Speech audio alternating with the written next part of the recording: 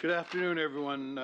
Call this meeting to order. It's a special council meeting for Wednesday, March 19th, 2025. We acknowledge that we are in Mi'kma'ki, the ancestral and unceded territory of the Mi'kmaq people.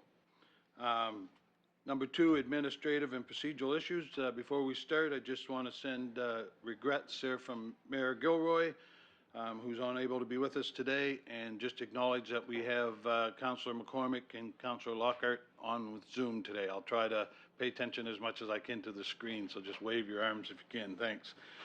So administrative and procedural issues, approval of the agenda. So you all had a copy of the agenda. Is there any changes or that need to be made to the agenda? No. If not, I'll look for a mover of the agenda. Councillor Hotelling. Second by Councillor Strong. All in favor? Aye. Aye. Any opposed? Motion carried. 2.2, declaration of conflict of interest. As per our Municipal Conflict of Interest Act, members are required to declare a conflict of interest prior to any discussions on any matter. Number 3, organizational policy and bylaw items. We have a second reading between 292 and 354 of Smith Road, Upper Napan, and Director Glenn Boone is going to lead us in that. Thank you, Your Worship, and thank you to Council for aligning with the special meeting. It helps these applications keep moving and proceeding.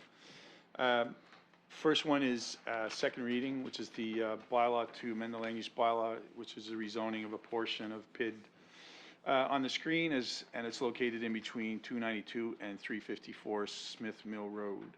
So this is an application that Council has seen both at the first reading and at the public hearing stage. Not a significant number of changes since the last presentation, your Deputy Mayor, in respect to changes that have happened since the public hearing. So this application was to rezone just a portion of the PID on the screen in the upper right. You can see from the current agricultural zone to the rural industrial. The application was made by Compass Minerals on behalf of the landowner Bacon Farms. We do have a letter on file from Mr. Bacon, who signs and on behalf of his company approving the application moving forward. That was reviewed in the first reading, but also in the public hearing. The lands for the majority of property are hayfield or grazing pasture from time to time. The remaining portion of the lot will be stay as agricultural lands, and in fact, even the lands that are being rezoned in rural industrial, with the exception of the actual wellhead, which I'll show you a picture of here, an example in a second, with the exception of the actual facility where the wellhead is and some piping, the lands around it will still be open to Mr. Bacon to actively farm. So this is a lease arrangement that's between the two companies. Next slide, Peter, please. So one thing that we have seen is a number of rezonings from various lands from agricultural to rural industrial. We see a couple applications that we did in South Pugwash. So one thing that we have had a conversation with the province about is changing our agricultural or resource lands to other uses. So really the purpose of this map, which is really talking about the region in around Amherst Point and on the Smith Road, Blair Lake area, show there is an abundance of agricultural land just in this region. But if I showed you the map of the whole county, it would get pretty busy, but you would also see there's a lot of agricultural and resource lands in the municipality. So in response to some of the conversations we have with the Provincial Planning Department, we've decided to add this map, which you saw at the public hearing as well. So that was just for a little bit of context. So these are just a couple of examples of the site. It's as you can see, it's pasture lands, and this is an example on the right of an existing wellhead that is on the plant side of Smith Road.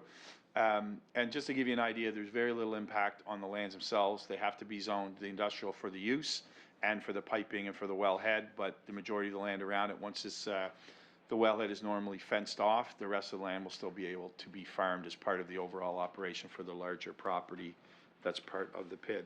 So really just context, don't want to spend too much time on that. We've done that in the past at the public hearing.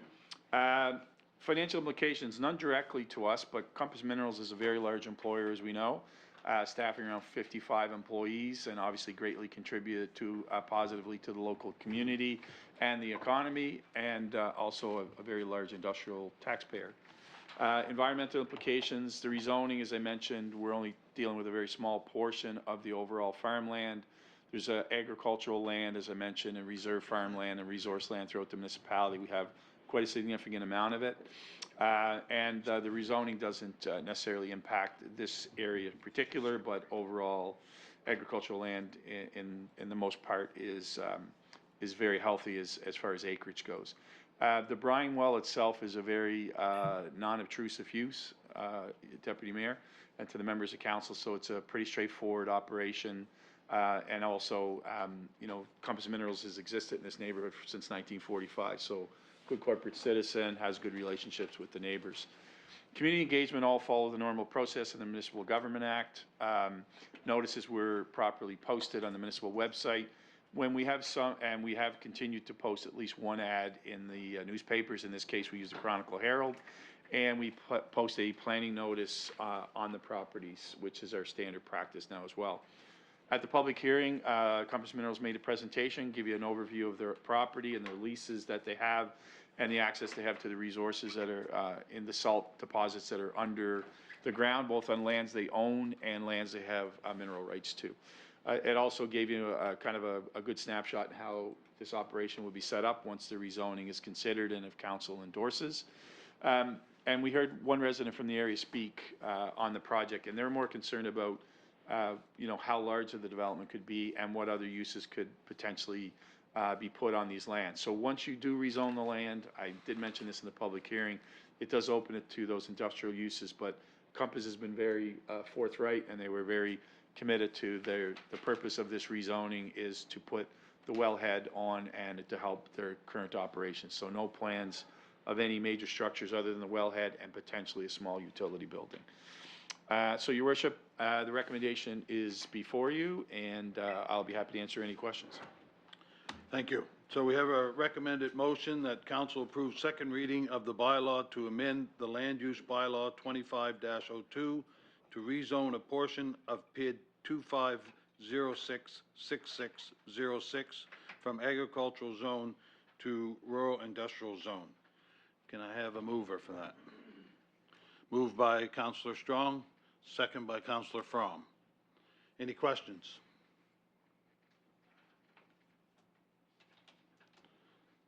Seeing none, I'll ask all in favor, say aye. Aye. Any opposed? Motion carried. Moving on to 3.2, it's also second reading, a development agreement for 2 King Street. And Mr. Boone, you can lead us in this as well. Thanks. Yes, thank you, Worship. Just going to give a chance to get my screen catching up to Peter's.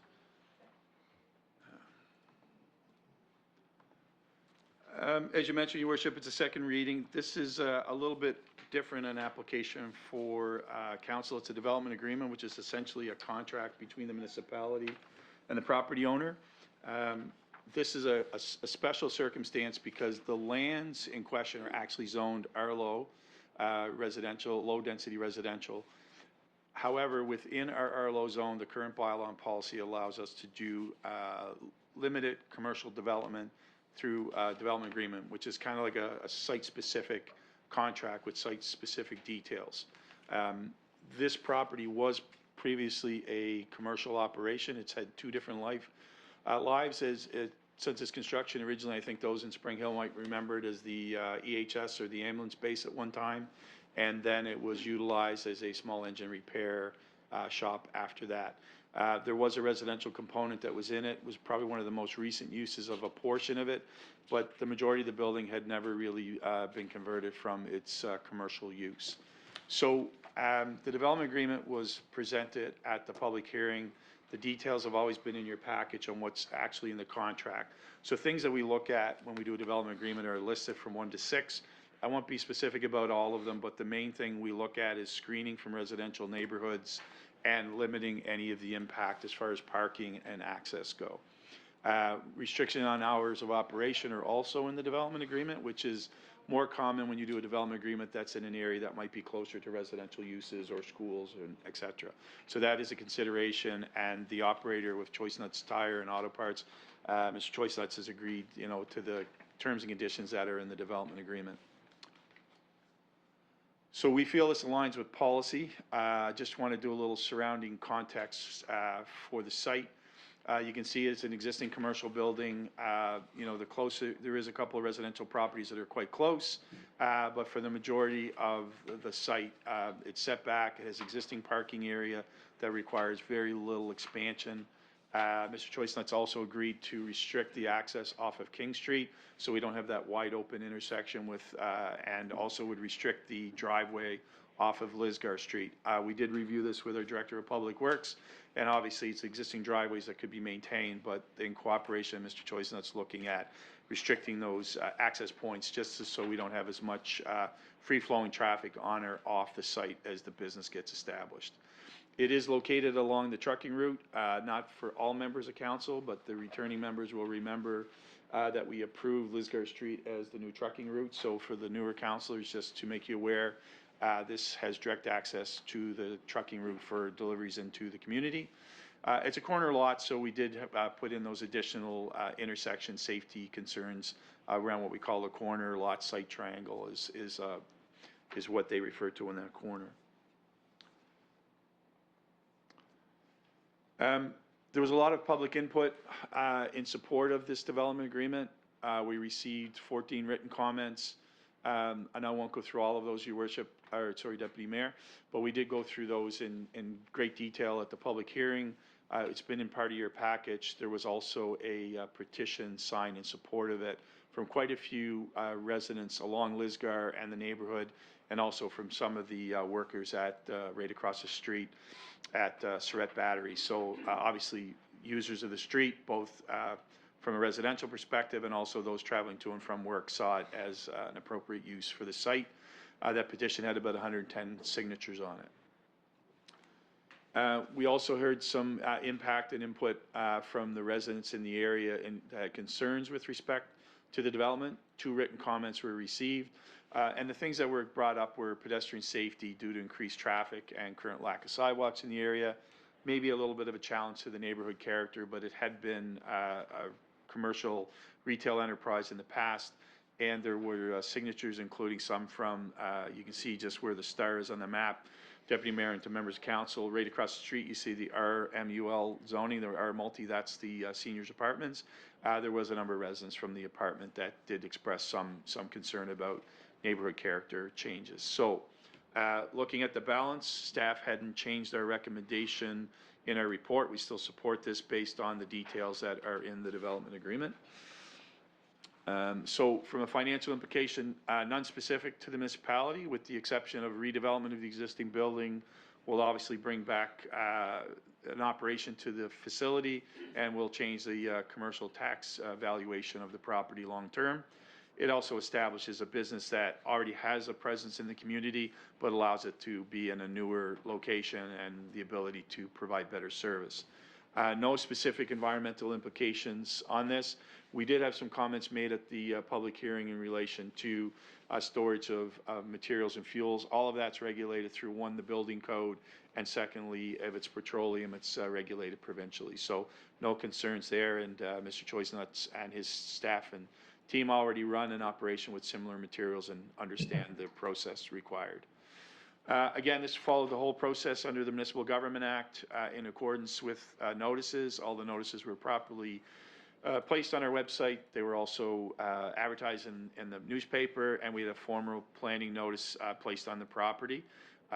We didn't mention at the public hearing the wind took a little turn at it, but we had it replaced, and it still remains on the site today. So mentioned about the community engagement and the summaries earlier, so I just say that information is there just for additional review. Those petitions were included in the report as an additional attachment. So at the public hearing, we did have 1 member speak to council and reiterate the details of their written submission. That was the neighbor that was on King Street. So at this point, Your Worship, happy to answer any questions, but our recommendation remains the same, that council approve the development agreement. So I'll leave the recommendation to you and members of council. Thank you, Director Boone. So we have a recommended motion that council approve second reading of the development agreement for 2 King Street, Spring Hill, PID 25231945.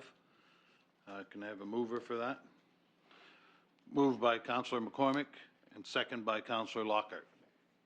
Any questions? Seeing none, I'll ask for the vote. All in favor, say aye.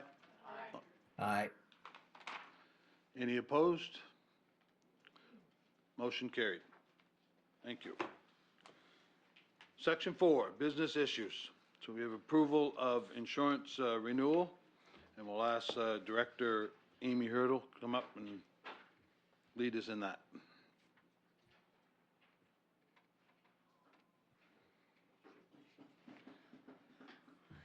Thank you, Deputy Mayor.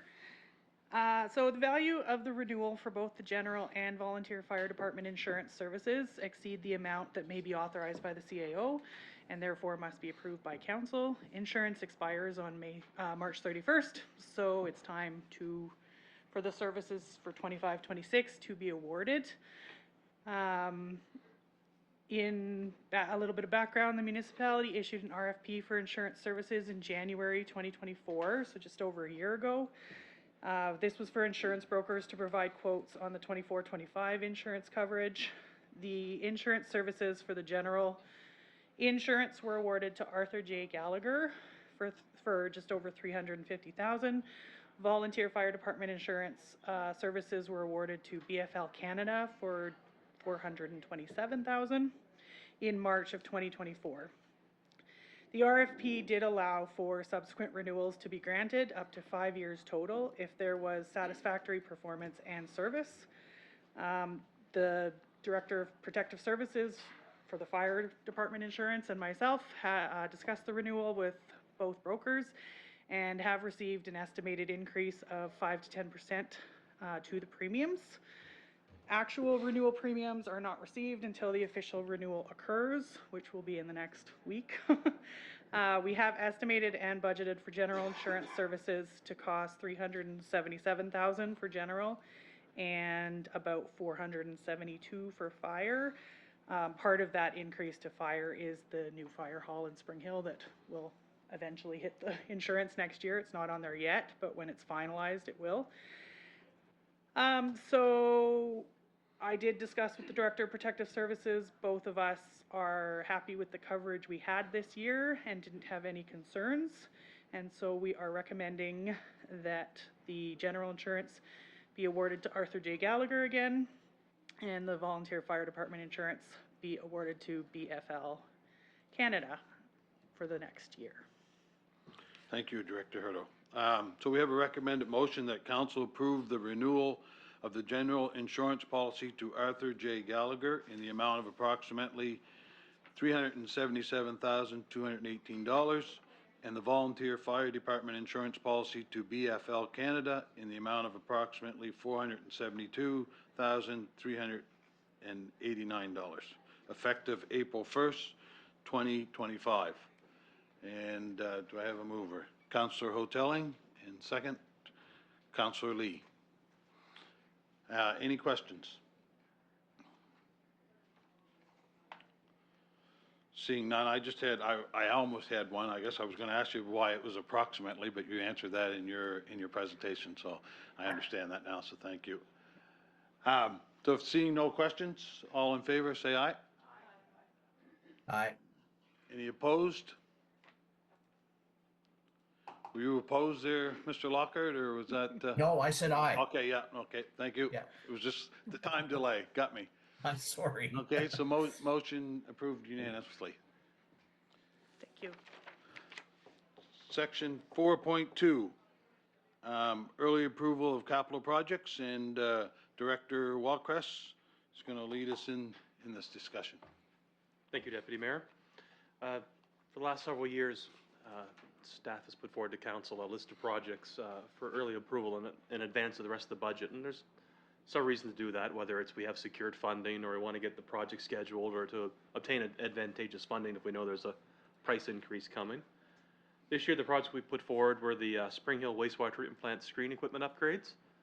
That work's ongoing and design work's happening right now. We don't want to get that stopped. We have some secured funding through the GRID program to fund half of that. Working with Director Cole, so a couple fire department projects, the SCBA apparatus as well as air cylinders. Put forward to get some early approval on, as well as the capital paving in Spring Hill and Parsboro. And I've listed the streets and areas we intend to pave as part of that program later in the report as well. Also attached to the package are the funding options, which are discussed in last week's council meeting, but for these projects, they've been appended for your information. If there's any questions, council, I'd be happy to answer them. Thank you. So we have a recommended motion that council approve the following capital projects in advance of the full 2025-2026 capital budget. Do you want me to list them, or they're in the package? Sure. So we got Spring Hill wastewater treatment plant screening equipment upgrades, $1,786,670. Fire department scuba gear. It's not scuba, but it's Self-contained breathing apparatus. There we go. SCBA. So 265,000. Fire department air cylinders, 54,500. Capital paving in Spring Hill, 700,000. Capital paving in Parsboro, 450,000, for a total of $3,256,170. So do I have a mover for that? Councillor Fromm. And seconder, Councillor Strong. Any questions? Kathy has one. Oh, sorry, Councillor Redmond. I just would like it made note that this is not coming out of general revenue. This is coming out of the extra tax that is collected from Spring Hill residents and Parsboro residents. So I should clarify that. So just making a few notes about how these expenditures are funded. There's about $3.2 million worth of expenditures there. The sewage treatment plant in Spring Hill upgrade that was ordered by the Department of the Environment is about $1.8 million. Almost $900,000 of that is coming from a provincial government grant. The rest is coming from a combination of, the rest is coming from reserves. The paving in Spring Hill and Parsboro is about $1.15 million, and that is coming from gas tax. And for the last 5 or 6 years, we funded those capital paving projects from gas tax. So, in fact, about $2 million worth of the 3.2 is actually coming from sources outside. The fire department's SCBA, the breathing gear, is coming from a combination of reserves, and it's all coming from reserves. So, in terms of funding, almost $2 million of the 3.2 is coming from outside sources, and the rest are coming from reserves. Thank you for the question. All good, Councillor Redmond? Yep. Any other questions? Seeing none, we'll move to the motion. All those in favor, signify by saying aye. Aye. Those opposed? Motion passed unanimously. Number 5, adjournment. Look for someone to adjourn the meeting. Councillor Fromm, meeting adjourned. Everybody stares at